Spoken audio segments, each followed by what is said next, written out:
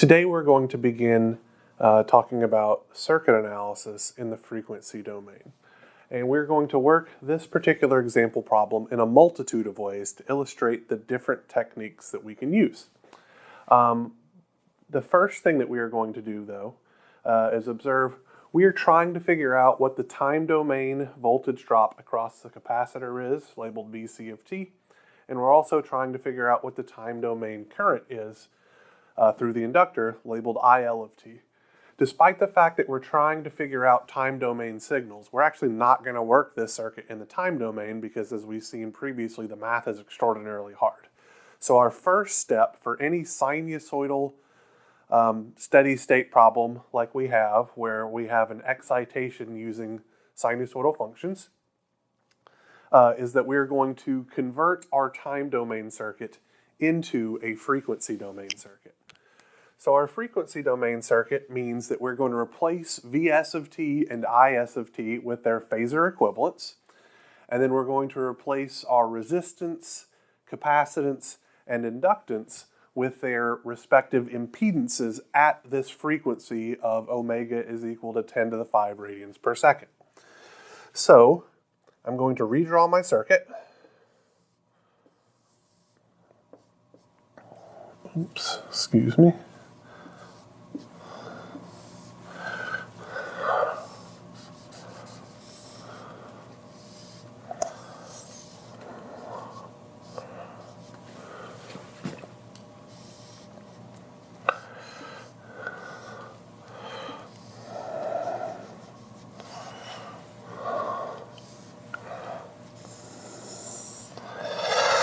So the first thing I'm going to do is I'm going to convert my phasor voltage and current. So 10 cosine 10 to the 5t, we have a magnitude of 10 and a phase angle of 0. So in the frequency domain, this will be a phasor voltage of 10 angle 0 degrees volts. And I have a current of 100 sine 10 to the 5t milliamps.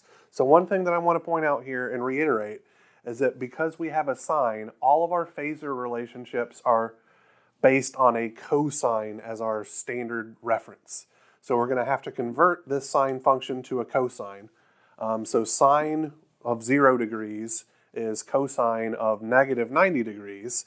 So this will look like 100 angle negative 90 milliamps, or 0.1 angle negative 90 degrees amperes.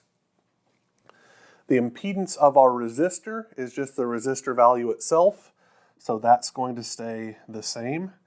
The impedance of our capacitor, if you recall, ZC is equal to 1 over J omega C, so that's 1 over J times omega is 10 to the 5 times C, which is 500 times 10 to the minus 9, because we're in nanofarads. So if I punch that into my calculator real quick, I get negative J 20 ohms. So we'll put a negative J 20 ohms here. And the impedance of our inductor, ZL, is J omega L. So that is J times 10 to the 5 times L, which is 0.1 times 10 to the minus 3, gives me, I believe it's positive J 10 ohms. So we have positive J 10 ohms here.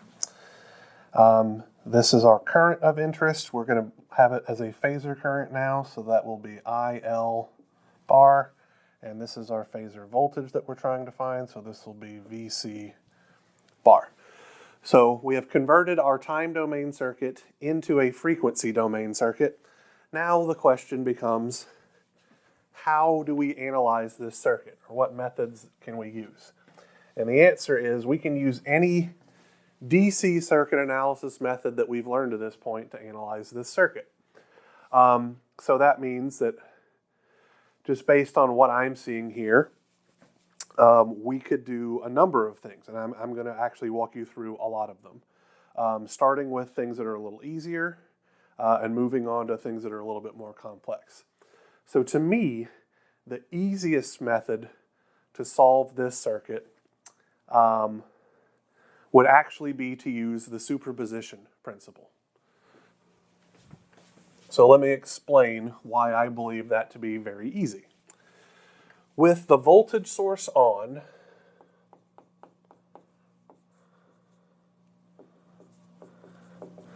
and our current source, let's call it IS off, our circuit looks like this.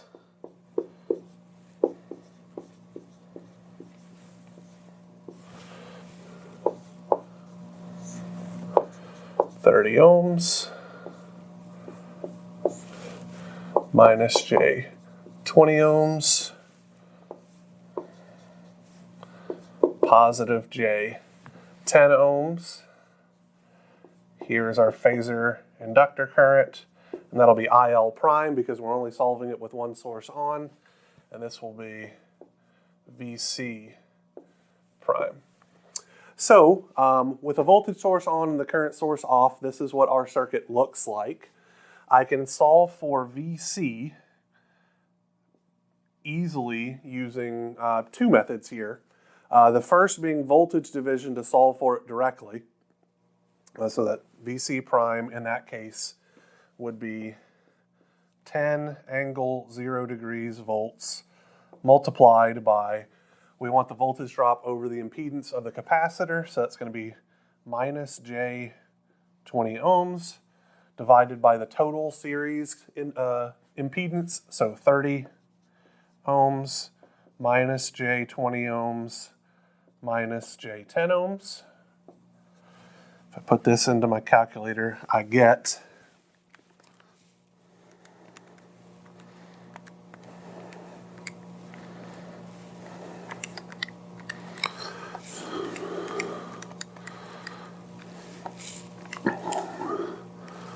sorry, this should be plus because that's a positive.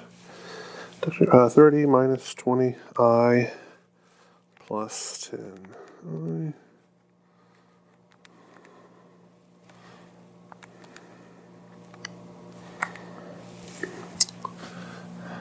6.324 with an angle of negative 71.565 degrees volts.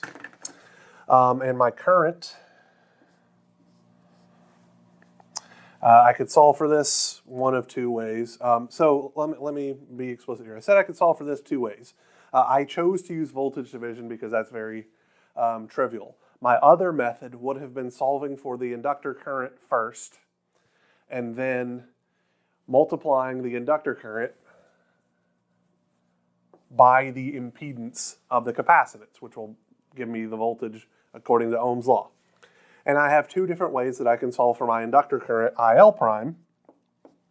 The first of which would be this voltage divided by the total series impedance, which isn't particularly hard to do. Or, now that we know VC, the same current that flows through our capacitor must also flow through our inductor because everything is in series. And so I could simply divide VC by this impedance of minus J20 and get the same result. So I'm going to eliminate the rounding error that's involved in this calculation and say that this is 10 angle 0 degrees volts divided by 30 ohms minus J 20 ohms plus J 10 ohms, which will give me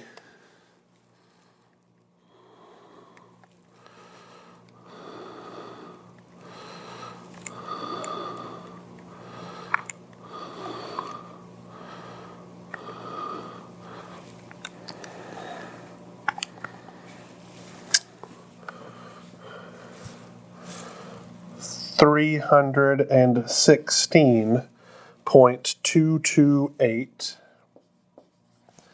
angle 18.434 degrees milliamperes. So I solved for those quantities pretty easily. Now let's look at this exact same circuit with the voltage source off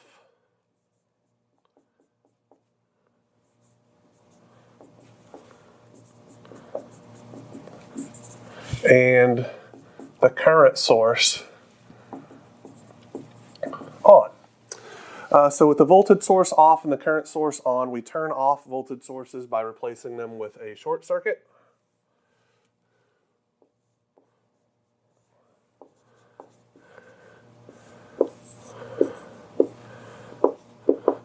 (0.1 angle negative 90 degrees amps goes here. Minus J20 ohms goes here, where this will be our voltage drop VC double prime. Here's our impedance, positive J10 ohms. This is our current IL double prime. And so this is what our circuit looks like with the voltage source off and the current source on. So to me, the easiest way to get this is going to be to solve for IL double prime first, which we can get using current division. So that's going to be 0.1 angle minus 90 degrees amperes. We want the current that's flowing through this branch.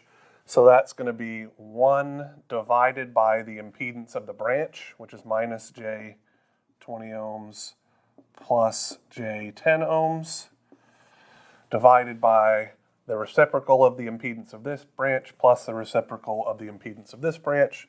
So that's 1 over 30 ohms plus 1 over minus J20 ohms plus J10 ohms.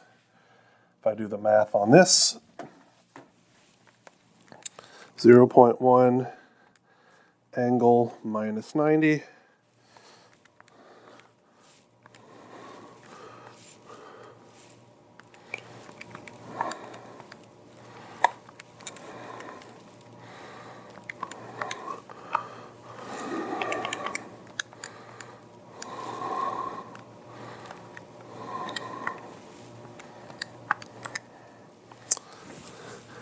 I get 94.868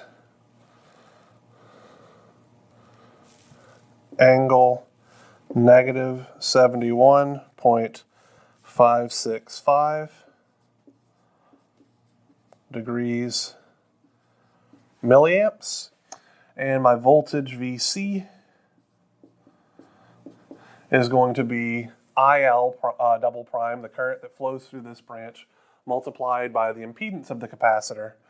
So that is going to be 94.868 angle negative 71.565 degrees milliamps, multiplied by minus J20 ohms, gives me a voltage drop of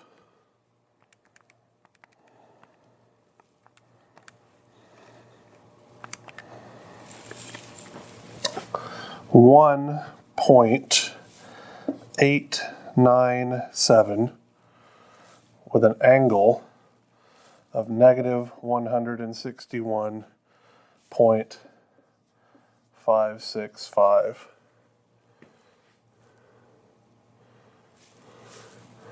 degrees volts. So, from this, and I'm kind of running out of room here, so I'll have to squeeze it on the bottom. Since I'm using superposition, the linearity principle of superposition tells me that the voltage drop over the capacitor with both sources on is going to be VC prime plus VC double prime. So that's going to be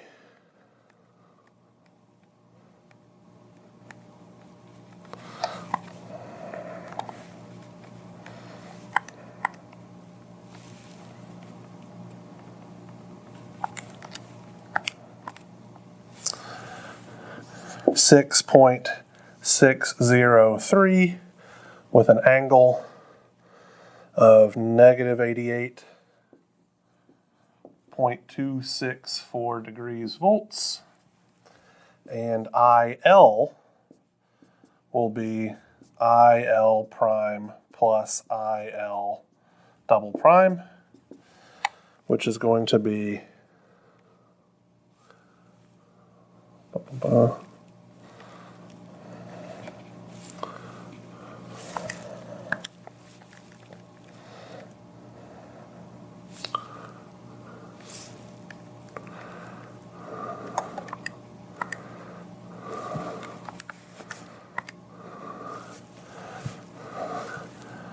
330.151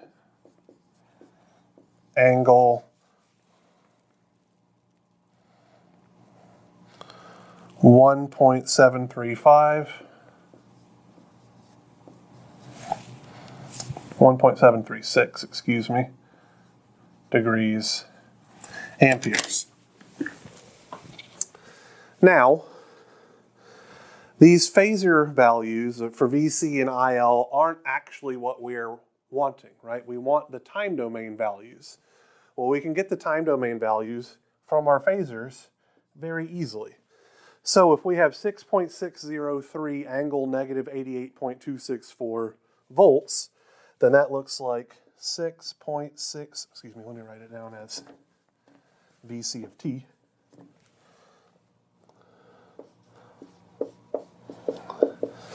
6.603 cosine omega, which was 10 to the 5 t, minus our phase angle, negative 88.264 degrees volts.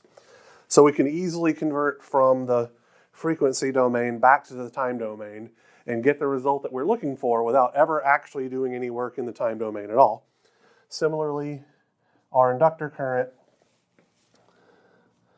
IL of T will be equal to 330.1, excuse me, this should have been milliamps this whole time, 1.151 cosine 10 to the 5 T, let's see, plus 1.736 degrees milliamps. So we've solved this problem our first way and gotten results. And we're going to keep those results on the board if at all possible and work this problem a couple of different ways to illustrate that we're going to get the same answer.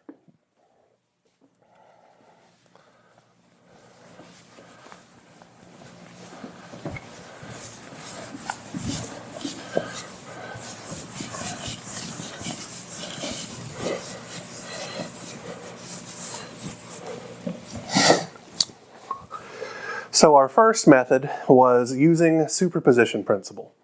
Now let's try something a little different. What I'm going to do is I'm going to perform a source transformation because I have a practical voltage source formed by this voltage source in series with this 30 ohm resistor. So 10 angle 0 divided by 30 is going to just be 1/3 angle 0 degrees. So I'll have 1/3 angle 0 degrees amps up in parallel with my 30 ohm resistor, which is going to be in parallel with my 0.1 angle negative 90 degrees amps source. And then up here, I will have my minus J20 ohms capacitor. And here I will have my J10 ohms inductor. And again, I'm trying to solve for this phasor current, which will allow me to get to my time domain current and my phasor voltage, which will allow me to convert to my time domain voltage. So to be clear, what I've done here is I just did a source transformation on this practical source formed by this voltage source in series with this resistance. And now I can see that I have two current sources that are in parallel, so I can add them together. So 1/3 angle 0 degrees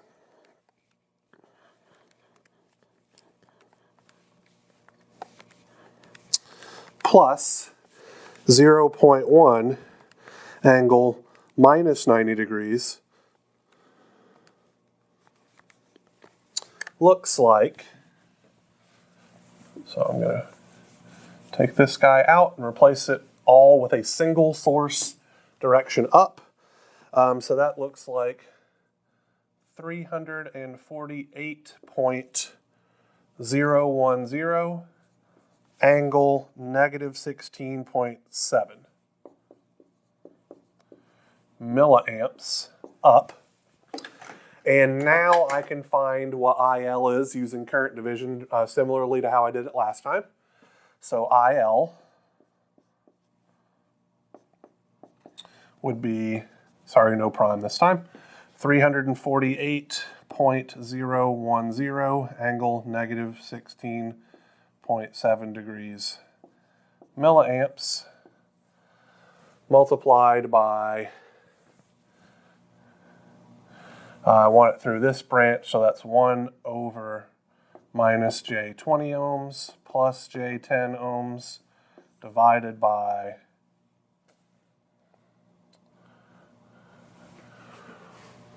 1 over 30 ohms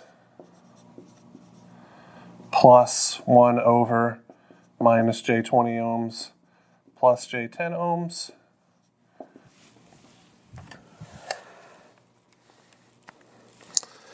So times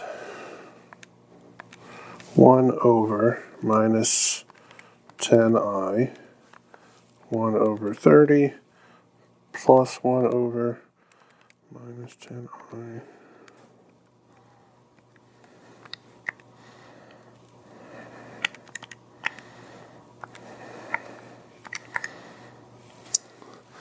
And I get 330.151 angle 1.736 degrees milliamps, which exactly matches what I got using the previous analysis method.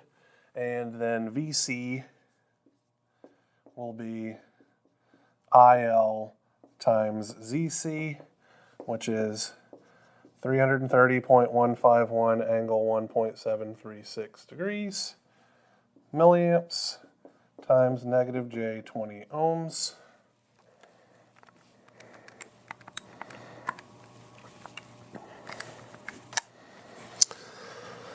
Giving me 6.603 with an angle of negative 88.264 degrees volts.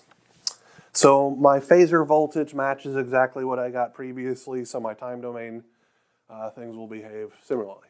So second analysis method using a very different procedure, right? Our first one we used superposition and tackled the problem one source on at a time, added the results, got an answer. For this instance, we did a simple source transformation, and then we're able to get the same results using a minimal amount of circuit analysis. Gosh, let's see, what else can we do? Well, let's try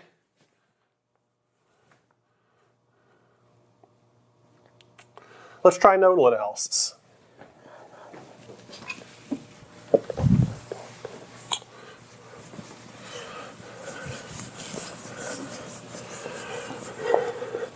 Now, I will warn you that your calculators cannot handle systems of equations that involve complex numbers.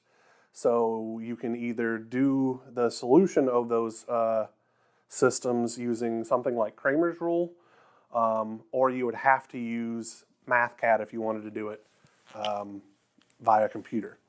So for nodal analysis, I'm going to set this as node 1. Actually, I take that back. I'm going to use nodal analysis per se, but I'm going to use nodal analysis and voltage division to make my life a little bit easier, and I'll explain what I mean by that. So I'm going to call this node A. And so I'm going to write a KCL equation for node A, where I'm going to have, so KCL at node A would be my unknown nodal voltage, it's a phasor voltage, VA minus 10 angle 0 degrees volts divided by this impedance of 30 ohms plus, and so now I'm going to do something arguably a little bit fancy, but I'm going to treat these two impedances in series as a single impedance. What that's going to do is effectively allow me to eliminate this node in the middle. So I'm treating this VA as the voltage drop between this point in the circuit and this point in the circuit, which is exactly what it is, but I'm eliminating the need to have a second nodal voltage VB right here. So this would be VA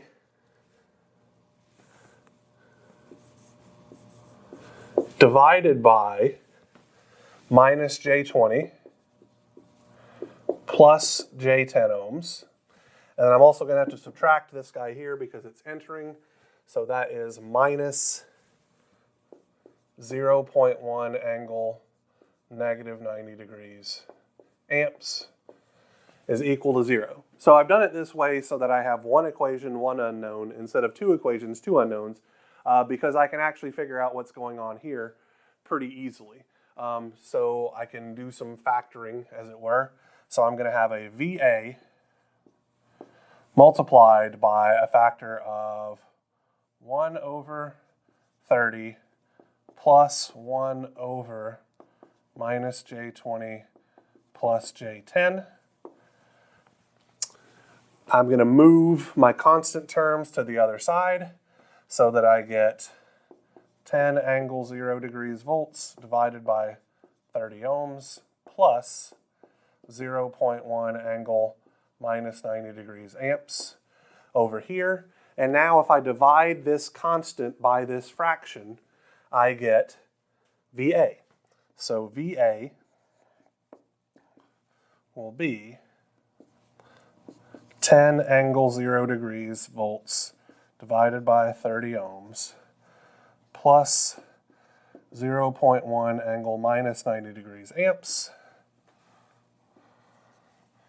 And all of this will be divided by 1 over 30 ohms, sorry for messing that, plus 1 divided by minus J20 plus J10. So if you'll give me just a moment, I'll put that into the calculator.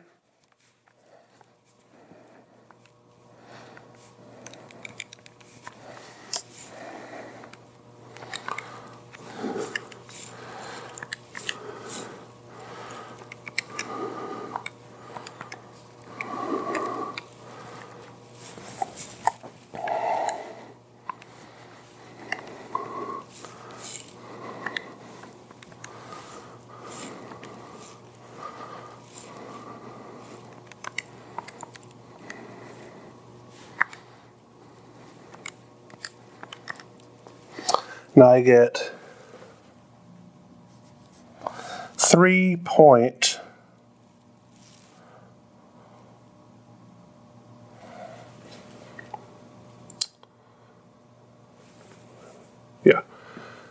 sorry, 3.301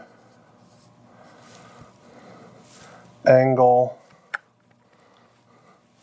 negative 88.264 degrees volts. And this VA does not match our VC, nor should it actually, because VA is the voltage drop from here to here, and VC is the voltage drop from here to here. So VC would be VA times negative J20 divided by negative J20 plus J10 ohms using voltage division.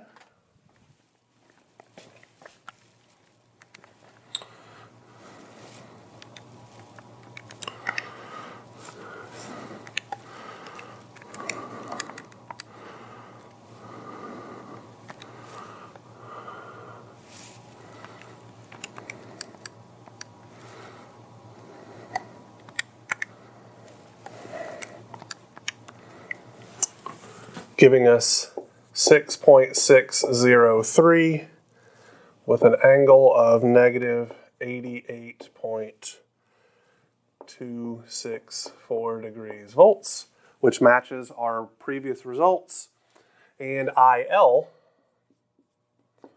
would have been VA divided by that total series impedance, which would have been minus J20 plus J10,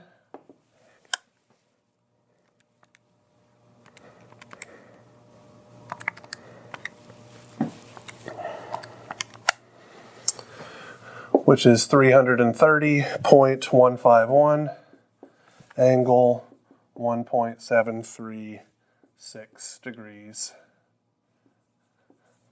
milliamps. Giving us the exact same results as we got before. So this is the third way that we could have solved it. Let's use mesh analysis now. And for this one, I don't think I'm going to get away from setting up a system of equations. So you'll get a crash course in using Kramer's rule as well. So I'm going to have two mesh currents. This is going to be my phasor mesh current I1. This will be my phasor mesh current I2.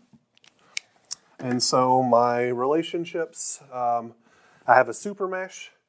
So I will have negative 10 angle 0 degrees volts plus 30 ohms times phasor current I1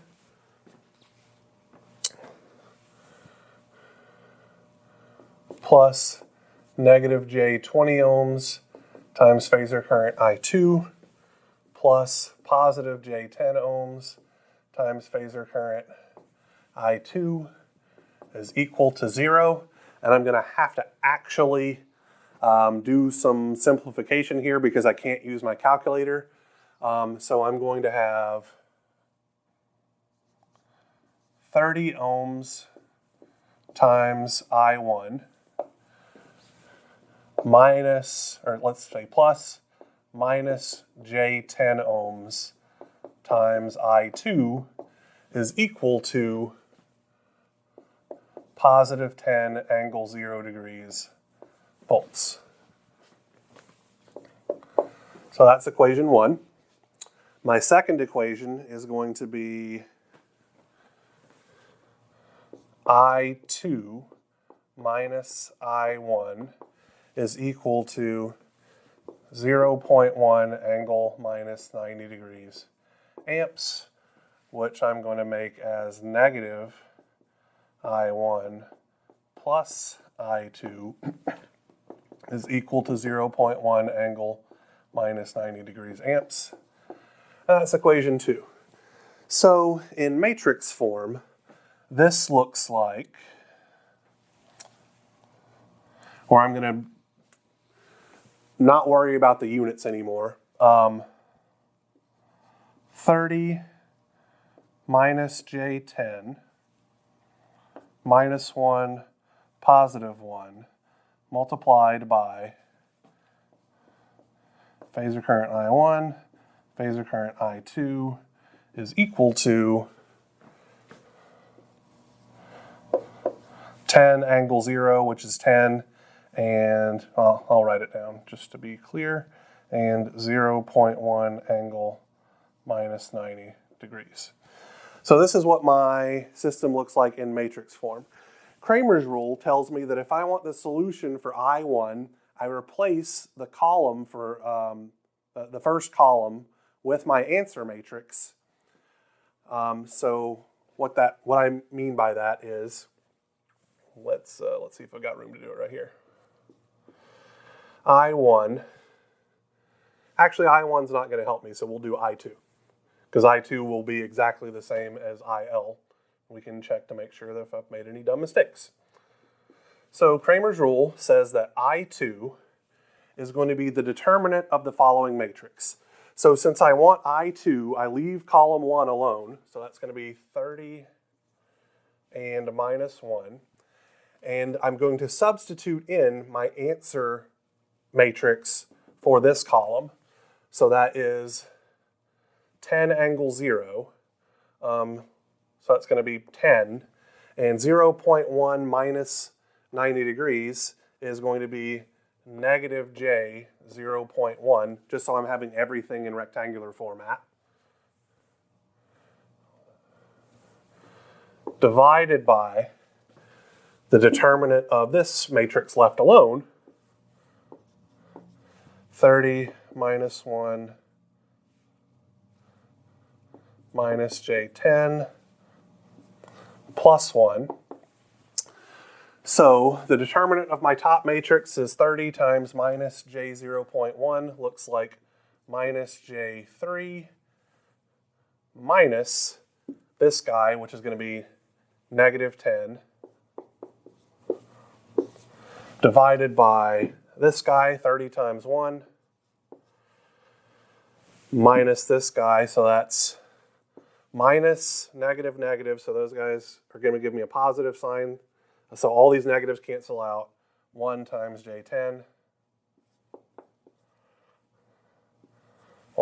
like so. And from this, I2 is, let's see, negative 3i plus 10 divided by 30 minus 10i.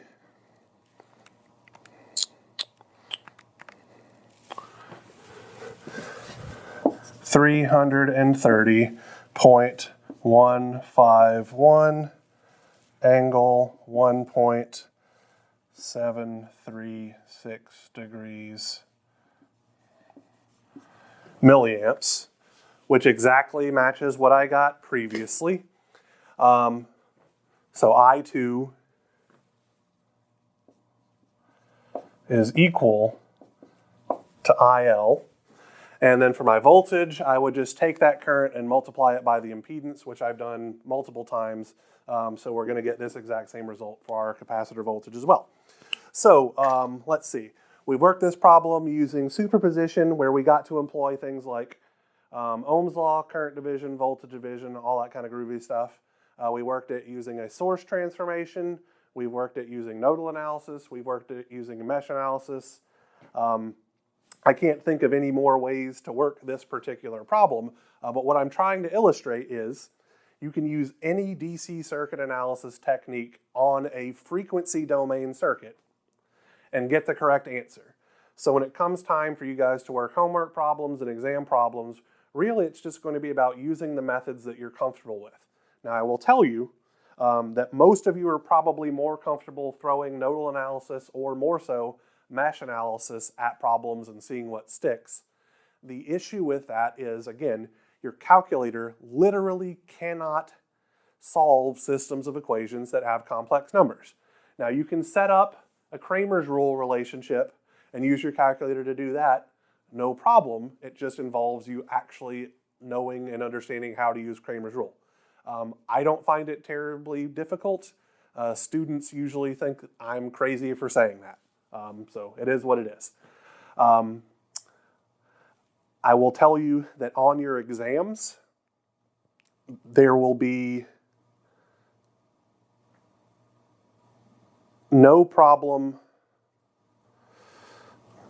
I'll either tell you to use, so for the Circuits 2 students, I will tell you specifically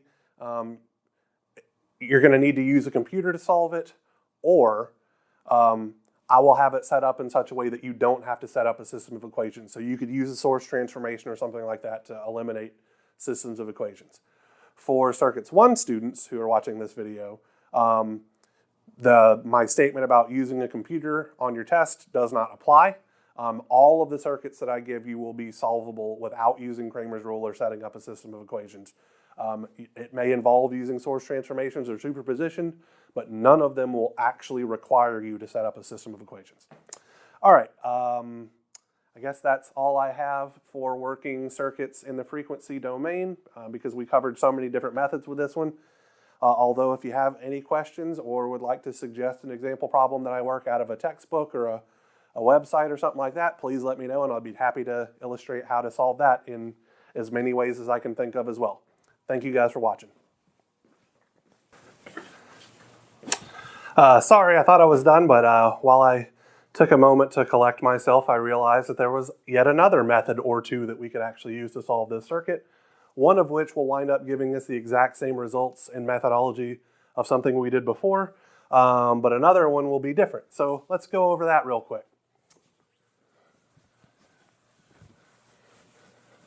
So, some of you may have been asking yourselves this whole time why we ever bothered to learn Thevenin and Norton equivalent circuits, and I'm about to show you how you can use a Thevenin equivalent circuit to make this problem significantly easier. So, what I'm going to do, I'm going to redraw our original frequency domain circuit with a set of terminals put in.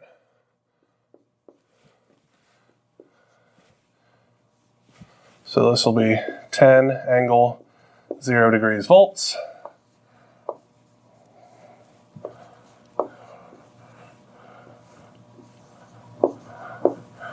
(0.1 angle minus 90 degrees amps.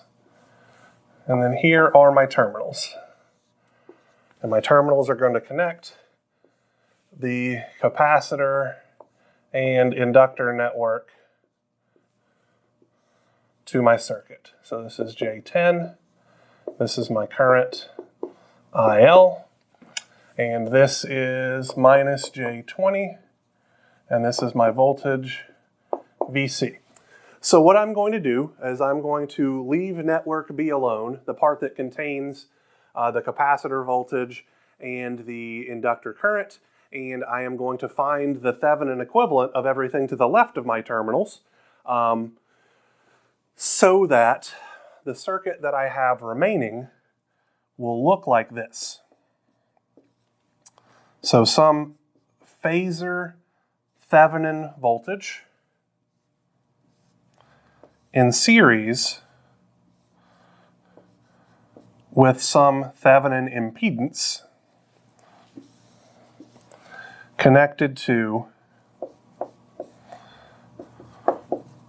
my J20 ohm resistor over which I can find the voltage VC and my J10 ohm inductor through which I can find my phasor current IL. And I don't know why I keep putting primes on those because we're no longer using superposition. All right, so let's find the Thevenin equivalent of network A, as it were.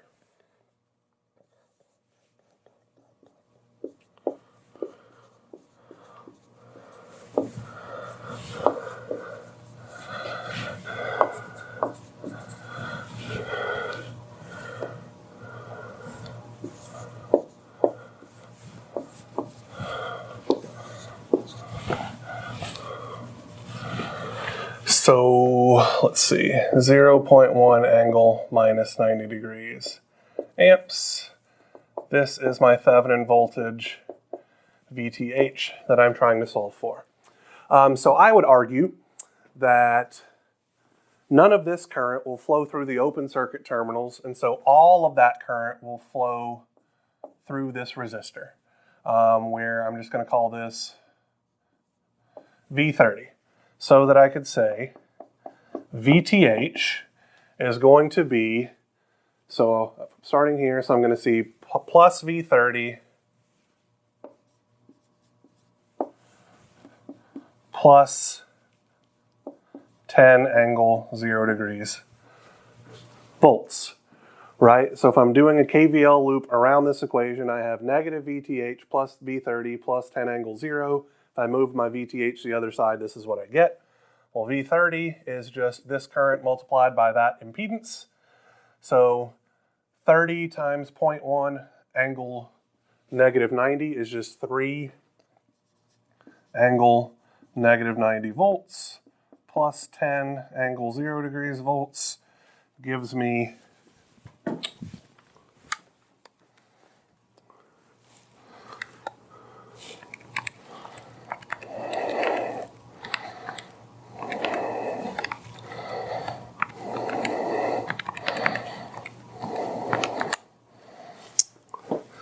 10.440 angle negative 16.7 degrees volts. So I'm going to write that in over here.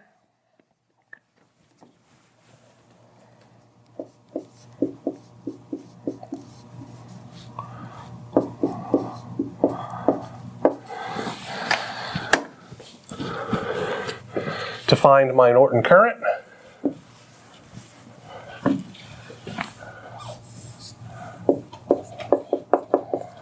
I'm going to say that my Norton current is the sum of this current entering that node and this current entering that node. So that's going to be I Norton is 10 angle 0 degrees volts divided by 30 ohms plus 0.1 angle minus 90 degrees amps.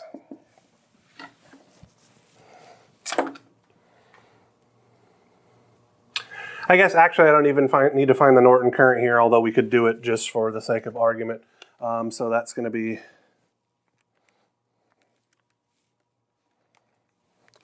10 over 30 plus 0.1 angle minus 90.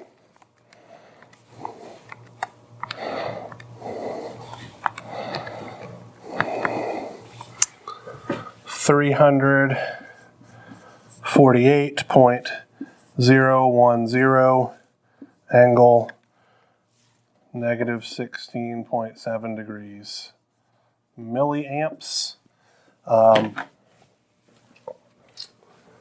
So I'll leave that here for now.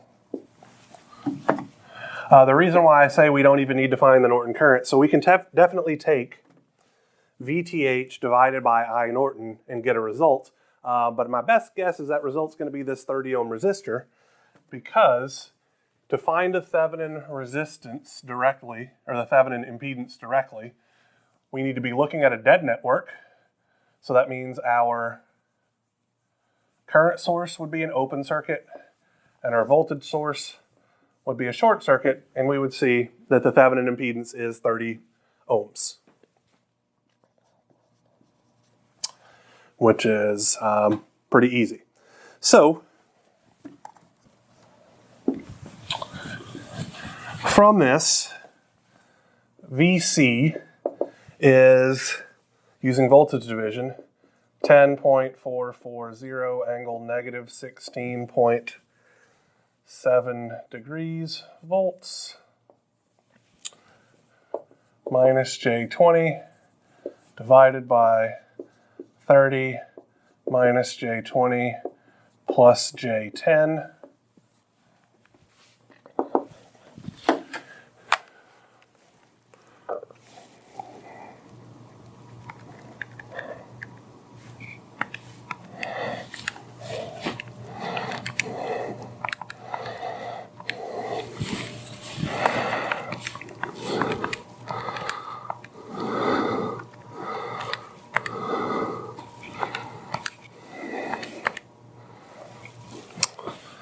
.603 angle negative 88.264 degrees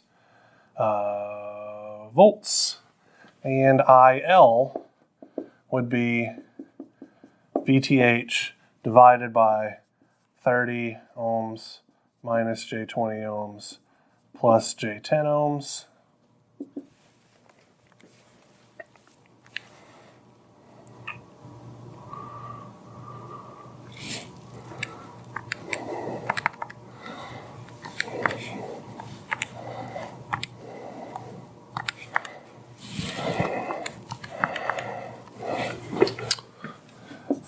$330.151 angle 1.736 milliamps, which is exactly what we got before. We could also find the Norton equivalent circuit and use that, but the reason why I'm not going to go through that method is because when we did a source transformation and then we combine those two impedances, that is the exact same circuit as combine those two current sources. That's literally the exact same circuit that you would get as your Norton equivalent circuit connected to the to the LC network. So there's no point in doing that again. So I guess that makes 5 different ways we could work this problem. All right, thanks you guys for watching. I promise I'm done this time.